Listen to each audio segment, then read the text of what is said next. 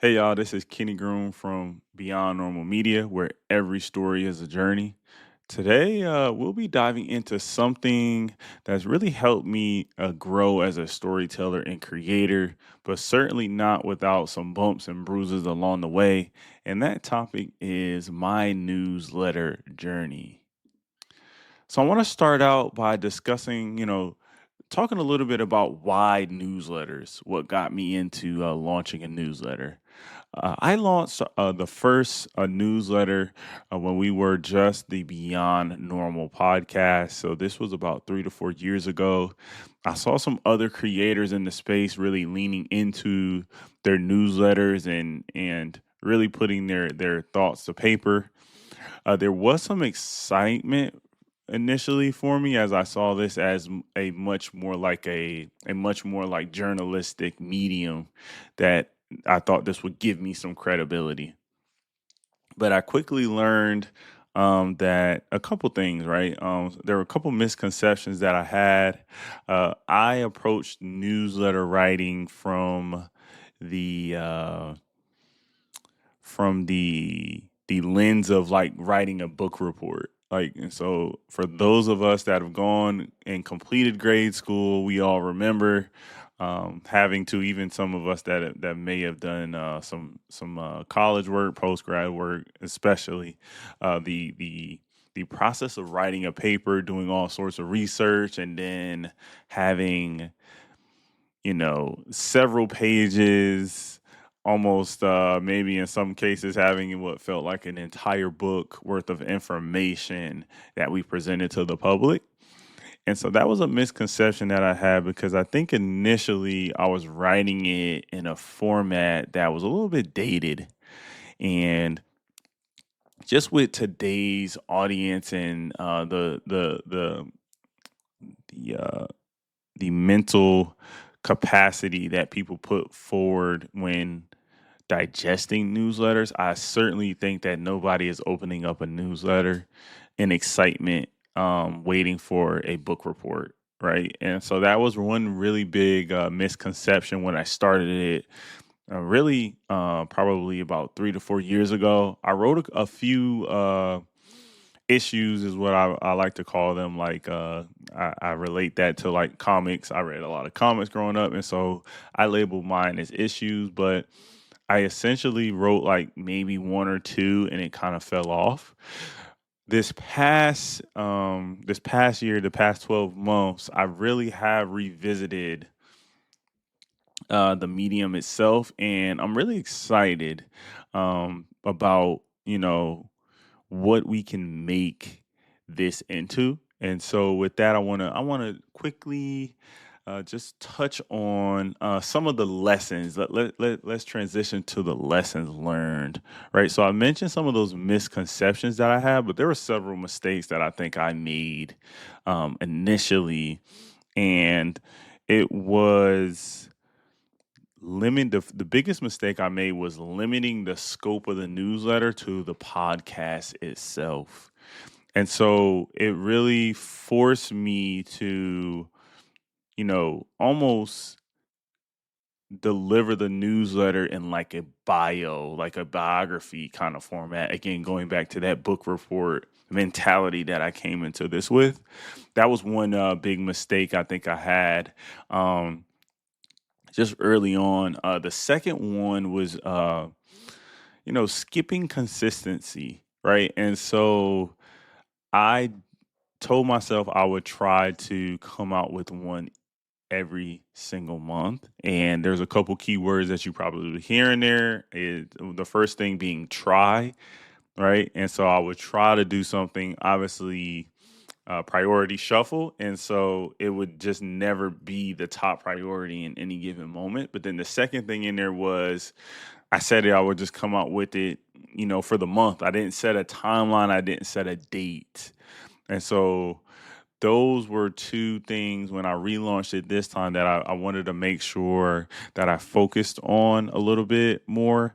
And so this time around, from a consistency perspective, definitely sticking to writing it each and every month and kind of leading up to the our release date, making sure that I have enough meat on the bones, right? I've been thinking about certain topics, maybe not as formally as and structured as possible, but I at least have some thoughts in my head where I could sit down and really craft a unique piece for in the newsletter format. And then the second thing there that I touched on was, instead of saying I'm just going to release it once a month, setting a date in place. And so for us, our newsletters come out on the 20th of every month.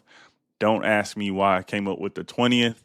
That is just the day that I picked. It sounded like a good day to release a newsletter. It's towards the end of the month. And so for me, that gave me some time to know, hey, I'm going to do some really cool things to start most months anyways. And so let me go touch grass, right? Do some activities, do some cool things, and then use the latter part of the month on the 20th to tell my listeners about the cool things we've been doing, the stuff that may be relevant to them. Our audience for the Beyond Normal podcast is founders. And so I'm always looking to connect in different activities, different spaces, different communities, particular to that audience. And so I always know on the 20th of the month, I've done some really cool things and with some really cool people that I can tell our audience about. The last thing I'll throw in there is about measuring feedback. I think this one is a hard one to really say you should do it from day one. I I will say you should be getting feedback from your audience, from different writers, from your peers, again throughout the process. But measuring the feedback, seeing if folks are opening the email consistently, are folks unsubscribing. Those are going to be some things you want to look out for. I don't think early on when you're starting a newsletter, though, they're the first few issues, they're as important, because you're just trying to get in the mode of writing a newsletter, if I can say that. But again, that's just something you want to be mindful of. There is an art to when you should be caring about metrics. And most of the time, when it comes to creative things, different mediums, you probably shouldn't care at the beginning about measuring things and measuring clicks and things like that. But as you start to figure out your process, I definitely think it's important. I did notice, speaking on the feedback piece, when I originally launched the newsletter some years ago, and then I quit it. One of the things I did notice was there wasn't necessarily a connection with the audience. And so, again, that book report style kind of delivery, I really don't think it was resonating with folks. And it proved to be true, right? Because now we're in a world now where there's so much focus on short form content and things like that, that newsletters really now, they are a form of short form content, because typically a newsletter is going to be, a read somebody can do 5-10 minutes or less, right? Even shorter than that at times. I've seen some really good newsletters in the current times where the shorter the better. And this leads me to, just my realization on short form, adding things like clips in, making it engaging for the current times. That's something that, for somebody who isn't used to the format of newsletter writing, I would say, it is important to, just take note of that, and, you know, see what you're doing on other platforms. We have a big focus on platforms like Instagram and YouTube Shorts and things like that.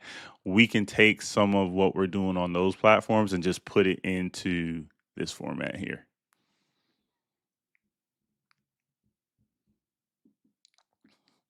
Mhm. Lastly, I want to touch on, or no, just one of the topics I wanted to discuss in this moment, right, is just advice for creators trying to, leverage this platform. Again, I want to reemphasize, being consistent, um, utilizing what you're already doing in terms of short form content, that you're, just the different ways you're putting content into the world, and realizing this is just another medium for you to get that out.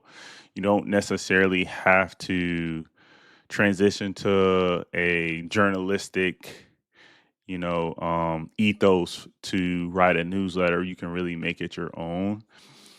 You and in that, when I say that, right, it just came to my mind, right, the importance of treating this newsletter like it's just a brand touch point. It's just another way that you're offering your brand, what you really focus on, your core, to your audience. Some of your audience, they're readers, right? They want to read through something, and then that kind of gives them that food for thought. That's what this newsletter is.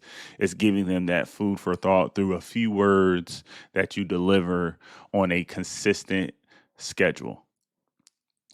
For me, and what our team does at Beyond Normal Media, we have a really big focus on our 1 hour content product right now, our solution that now plays into this. And so we sit with creators, creatives, business owners, right? And in that 1 hour content session, right, if they are having some thoughts that they're putting together, right, we're speaking through things, they do have the ability now to really figure out how a medium, a written form, a word form medium like newsletters really plays into what they're doing. And so lastly, I just want to, this is my call to action at the end. If you've been, listening this entire time, I appreciate you. We will definitely be diving more into the newsletter space, or the newsletter kind of medium in general.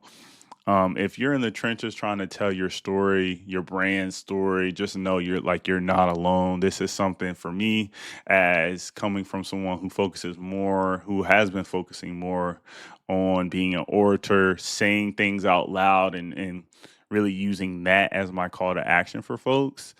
This is a really cool space to be in for me. I've leveraged things like note taking, voice notes, to kind of get some of my thoughts out before I transition them into the newsletter format. So there's all types of different ways, I think, right now that folks are trying to figure out, how to leverage a newsletter for maybe their creative capacity, or if you're a business owner out there. There's different ways you can tap into this.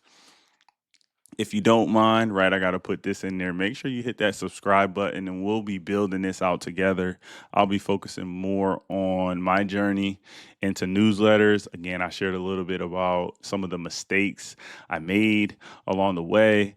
But I want to make sure that, I'm sharing this with the world, because I'm trying to build this in public, and see, what really resonates with those that are willing and spending the time with me to talk through these things, or even just listening to my recordings like this.